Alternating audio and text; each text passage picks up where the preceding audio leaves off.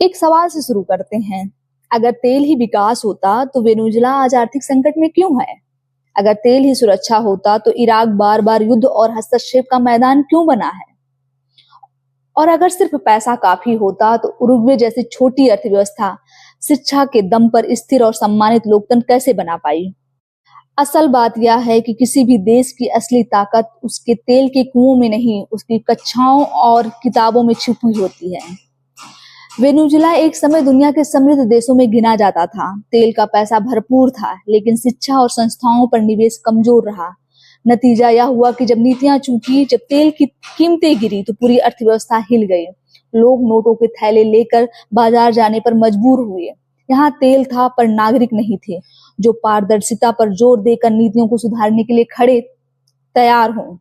Iraq के पास भी विशाल तेल भंडार है, लेकिन दशकों के युद्ध, पाबंदियों और सत्ता संघर्ष ने स्कूलों और विश्वविद्यालयों को मलबे में बदल दिया।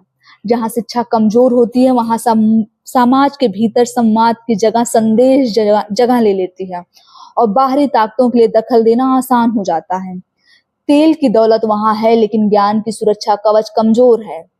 अब उरुग्वे को देखिए। छोटा देश, सीमित संसाधन, लेकिन एक सदी से भी अधिक समय से शिक्षा को मूल अधिकार की तरह संभाला गया है। प्राथमिक से लेकर विश्वविद्यालय तक अधिकतर शिक्षा पब्लिक और फ्री है। लगभग हर वयस्क पढ़ लिख सकता है। यही कारण है कि उरुग्वे आज लैटिन अमेरिका में सामाजिक समानता, लोकतांत्रिक स्थिरता और डिजिटल शिक्षा के मॉडल के रूप में देखा जाता है। इन तीन देशों की कहानियां मिलकर एक ही बात कहती हैं।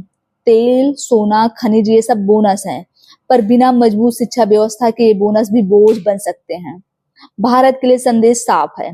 हमारे पास शायद वेनेजुएला जितना तेल नहीं है, लेकिन हमारे पास उससे कहीं बड़ी पूंजी है, एक युवा समाज, लोकतंत्र और सीखने की भूख। अगर हमने स्कूलों, विश्वविद्यालयों और रिसर्च को सचमुच राष्ट्रीय प्राथमिकता बना दिया, तो हमें अपनी ताकत साबित करने के लिए किसी तेल कुएं की जरूरत नहीं पड़ेगी।